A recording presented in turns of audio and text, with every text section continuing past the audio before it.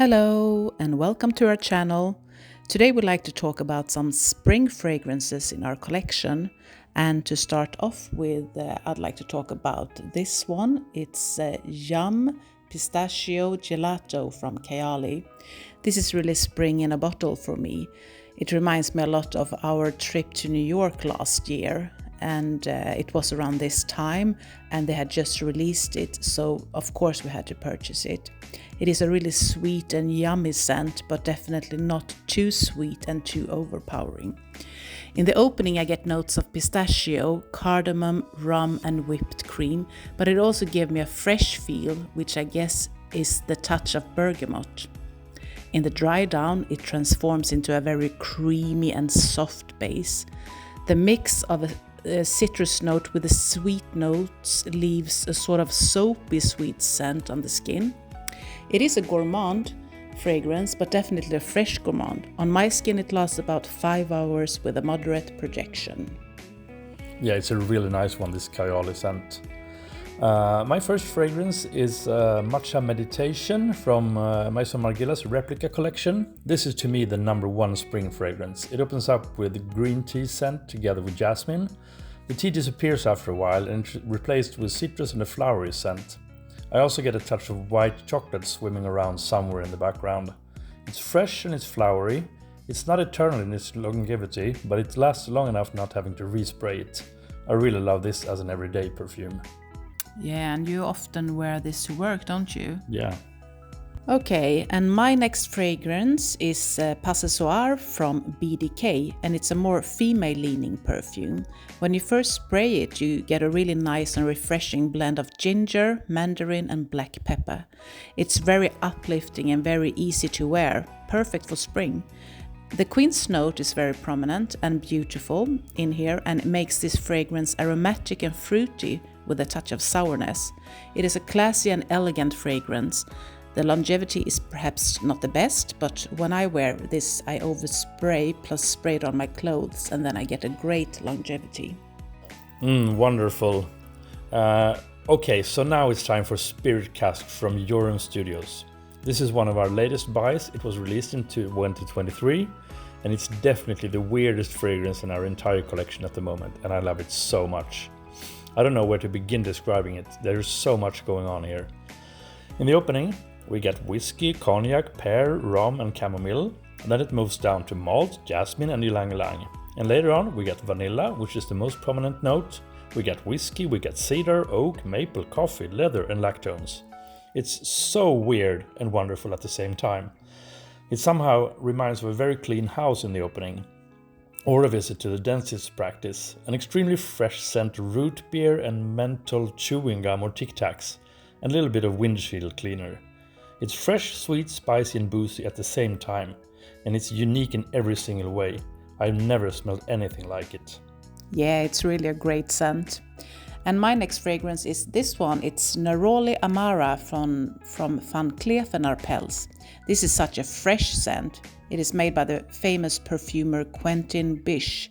It opens up with a blast of citrus notes such as Italian lemon, mandarin orange and bergamot. It also has a sweet note of pear, which adds a softening smoothness. And in the dry down you get neroli and a cozy musky feel. It is a great everyday scent. It's very clean, bright, natural, refreshing scent, and many people think that this reminds them of Ex Nihilo's Fleur Narcotique. But I think that this Néroli Amara is a better choice and a more affordable choice. Since this fragrance is a freshie, the longevity is not that long, but I do get 4 or 5 hours with a moderate projection. Yeah, and I wear it too from time to time. Okay, Silky Woods from Goldfield and Banks. This is a comforting and cozy fragrance that makes me think of springtime or early fall when you start wearing that suede jacket that's been hiding in the closet for a few months. It's warm and it's spicy with notes of saffron, cinnamon, suede, ylang ylang, vanilla and sandalwood. And the suede here is very, very prominent, as well as the vanilla. And one of the best things about it is that it's got a longevity that lasts the entire day. This perfume will always teleport me to March, April. Yeah, and this is my next fragrance. It's Santal Vanille from the Seven Virtues. And I think this is the most underrated fragrance in this video. And I really can't understand it because I love it. The opening with cardamom and coconut milk with a hint of myrrh and Indian pepper is so addictive. It is a quite sharp opening, but then it mellows down into a creamy vanilla and sandalwood scent. It reminds me a lot of Santal 33 from Le Labo, but this one is creamier, sweeter and smoother on my skin. It is completely unisex and the longevity is quite good. On my skin I get around 5 to 6 hours with a moderate projection.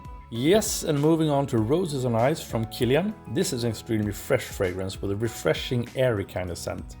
It has a prominent cucumber note, and there are also notes like juniper berries, rose and lime, which makes me think of a cold served gin and tonic. The rose note is very soft and doesn't appear until much later, but it never dominates the cucumber and lime. I really love this perfume. It's a fresh, green, cooling kind of fragrance, and the bottle is fantastic. Yes, certainly. And the next fragrance is Ylang in Gold from M. Micallef. This is a quite new fragrance in our collection, and I've been waiting to start using it since it is a very spring and summery scent.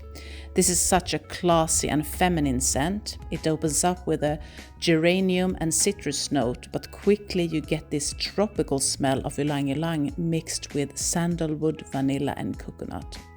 Yeah, it's a very sunny fragrance. You can almost feel the sun whilst wearing it. In the dry down you get the most elegant and delectable vanilla. It is so creamy and sensual. The longevity and projection is great as well. I get around 7 to 8 hours. Yeah, and the last scent is Le Papier from Diptyque. This fragrance is another one of our weird perfumes. We both fell in love with this one when trying different perfumes at Illum in Copenhagen. Like I said before, it's a weird combination of notes, which combined they remind you of like dry paper. You know, a paper sheet coming out of the copying machine? That and a touch of boiled rice. It doesn't sound like something you put on your skin, but it is. It's warm, creamy and a bit woody and very, very powdery. It's definitely unisex and it's definitely a skin scent. Many people don't think this is very long lasting though, but we beg to disagree. Yeah, I think it lasts a very long time. So this is our spring collection. We hope you enjoyed this video. Please subscribe. It would be nice if you would like to hear more of our content. Bye. Bye.